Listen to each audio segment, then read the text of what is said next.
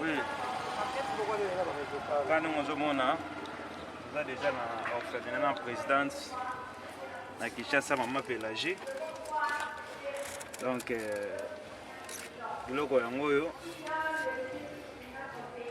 présidente, il faut la présidente. Ngala Pessi, vraiment merci la fondation Bidor, la famille Bidor. La kanisi bomoni moi geste la biso to salika ya buke ni eboti toza déjà orphelinat toyeko ya kotika biloko na orphelinat. Alors yango wana tofungoli na mutuka po toke bandokitisa biloko nyonso po tokotika yango na kati so mpe toki na kati mona wana sondenge ezali na masaki ya asali ezala onaka mazolo famille ya koloba eza te ya mingi ya koloba eza te famille Bidor nzambe asala te koma monene tokende liboso mpona lokumu na Yesu. Merci beaucoup.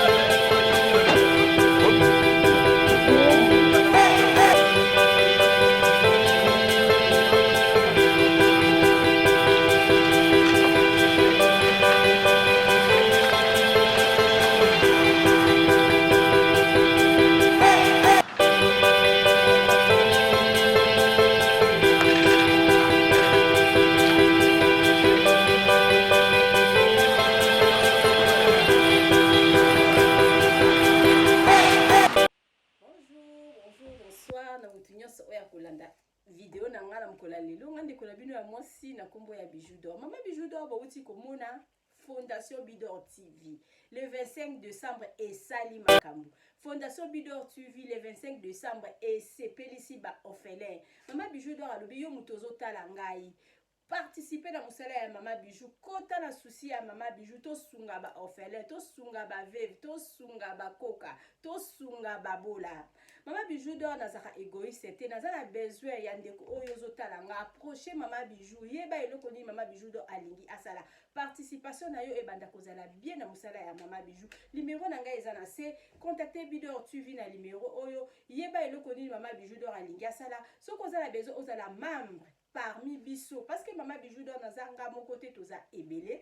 Bidor TV ezali fondation, Bidor TV ezali na Congo, Bidor TV ezali na Allemagne, Bidor TV ezali na Belgique.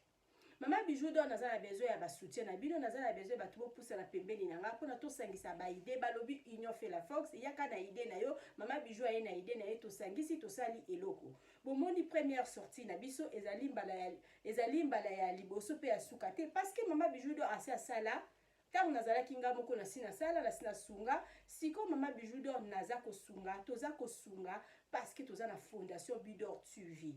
Contactez Bidor TV na numéro oyo bino moko bomoni bana ya ba orphelin ba meli koka oyo bandeko oyo ba mama na bango oyo bandeko na bango oyo ba yaya na bango bakanisi bango pona le 25 décembre. Pourquoi pas ndeko oyo zali osala yango to boka milamba ya kala. Mama Bijou d'Or nazala besoin bilamba na bino, nazala besoin ba sapato na bino biloko tu ya kala wana bo contacter Bidor TV bo pesa Mama Bijou d'Or. Mama Bijou d'Or azwaka yango atinda yango na Congo pona kolatisa bato o bazali na besoin ya tosunga bango.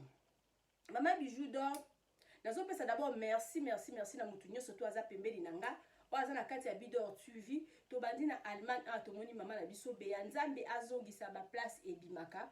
Tomoni papa na biso Serge, merci beaucoup na ndenge au confier lisusu Mama Bijou pour na pousse la pembeni na Mama Bijou pour na travailler na Mama Bijou. Merci beaucoup Nzambe amona yo. Na ke na Belgique na moni Mama Jolie, na ke na Belgique na moni Mama Magui. Merci beaucoup na ba soutien na bino na ndenge boza na besoin to sunga babola, na ndenge boza na besoin que Fondation Bidor TV oyo ekende liboso parce que muto akabaka Nzambe azongisaka. Donc okaba ezate ke il faut ka to kabela batu oyo bazala ngo kabela kanisa pe ba oyo bazala ngo te donc ekozala malamu mingi. Juste o Mama Bijou na bandeko na ye mususu basali bozwa exemple bolanda Mama Bijou ozala besoin ya ko soutenir Mama Bijou na musala oyo 1 euro na yo 2 euro na yo eza important na musala o Mama Bijou d'Or azosala benga Mama Bijou d'Or oye ba projet na ye ya 2021 soki ekozala nini parce que Nzambe alobi il faut to sala il faut to sunga. Donc bisone to zwaka yango il faut to kanisa ba oyo bazwaka te. Donc yango wana Mama Bijou d'Or naza ko inviter mutu za kotala nga contacter Bidor TV soko za la besoin osala musala ndenge Mama Bijou d'Or aza ko sala. Mama Bijou d'Or naza wana na fungoli maboko pona kozela bino pona kozela ba don na bino pona kozela ba idée na bino pona to sala ezate ke kaka ba mikondi nde basalaka biso pe toza ba diaspora toza musika tokoki pe kosala pona mboka na biso Congo eza pe pona lokumu ya Nzambe toza nde kosala pona Nzambe pona batu ya mokili te yango wana Mama Bijou d'Or naza ko inviter bino bobenga numéro oyo ekomami na se naza na besoin ya ba soutien na bino naza na besoin ya ba idée na bino pona totambwisa Fondation Bidor TV malamu. Merci beaucoup na mutu nyonso tu oyo supportera Mama Bijou. Merci beaucoup na mutu nyonso tu oyo apesanga confiance oyo s'abonner na Bidor TV bo continuer ko s'abonner na Bidor TV un plus na yo ya ko s'abonner yango wana ndi Mama Bijou d'Or akosala musala na lobaka la bino na ebandeli yango pe naza ko continuer commentaire na yo j'aime na yo yango ndi ko tombola musala ya Mama Bijou d'Or ekende liboso pona Mama Bijou d'Or koka lisusu kozonga kala mingi te pona asalisa ba veuve bomoni ba orphelin basepeli na yebi ke lokola bango basepeli Nzambe pe ya lola asepeli na biso mutu nyonso to atiaki liboko na ye na likambo oyo euti kosalama le 25 décembre Nzambe azongisela biso ya ebele. Mama Bijou d'Or na lakisi bino ba video naza na besoin que bo soutenir musala oyo ekende liboso botia biso na ba prière parce que sans prière mobulu bo kamba biso na mabondeli donc naza na besoin mabondeli na bino naza na besoin ba soutien na bino donc moralement, physiquement, nous surtout maman bijou d'or, naza na besoin nango, bo soutenir bidor TV pour na musala na projet na e kende liboso. Bo moni bino moko ba vidéo o maman bijou d'or ateli bino. Maman bijou d'or a lobby donc sans ambe mobulu.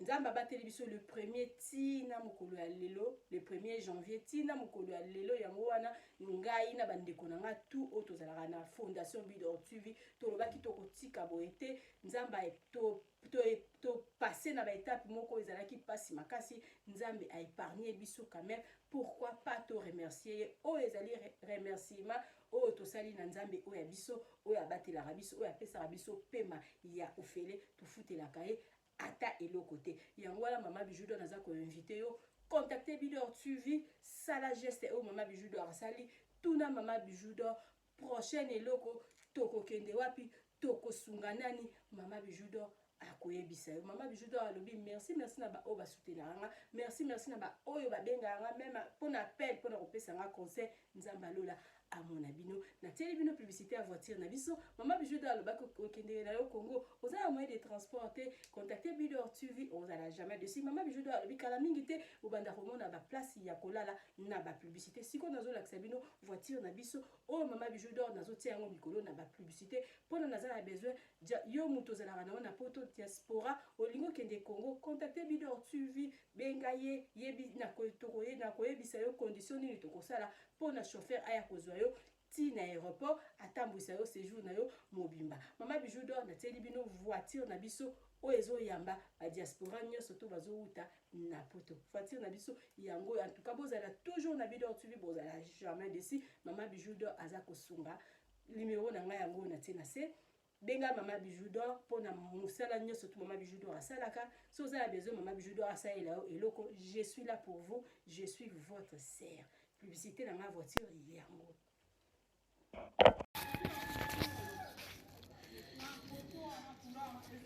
Salut, j'espère que vous allez bien. En fait, c'est plus pour le diaspora. C'est donc qui veulent passer leur séjour ici à Kinshasa. Alors pour tous vos déplacements, il y a une voiture à louer qui est là, marque Hyundai. La voiture elle est confortable, donc climatisée et tout. Donc la voiture répond vraiment aux normes. Alors pour tout contact, veuillez contacter Bidor TV au numéro qui suit, plus 49 17 85 52 23 11. Donc je réponds pour une meilleure compréhension. Plus 49 17 85 52 23 11. Donc la voiture elle est là, marque Hyundai. Donc voilà. Donc ici nous sommes à Kinshasa. Donc pour tous les diasporas, pendant tous vos séjours à Kinshasa, voilà la voiture elle est là pour vos déplacements et tout. Donc partout où vous voulez y aller, la voiture elle est là. Donc vraiment, veuillez contacter Bidor TV et vous ne serez pas déçus. Merci et bye.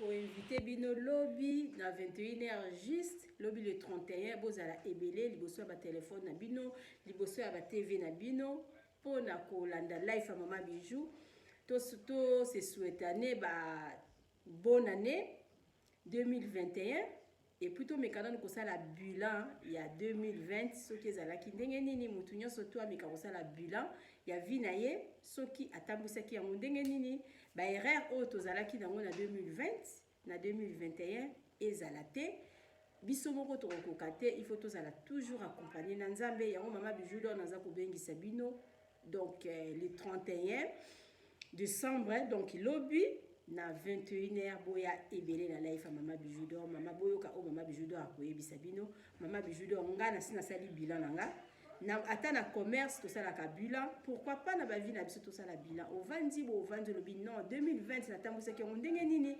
2020 ba erreur ezalaki ndenge ezalaki wapi 2020 wapi ya malamu oyo ngai na salaki mama bijou d'or nazo bengisa bino lobby na 21h bozala ebele na life mama bijou d'or et ko sala mama bijou d'or kitoko mama bijou d'or tana mona présence na bino et ko pesa nga lisusu posa ya ko sala émission na o na ko sala lobby malamu life mama bijou d'or lobby eza na 21h ko sala te yo mutozotala nga à demain.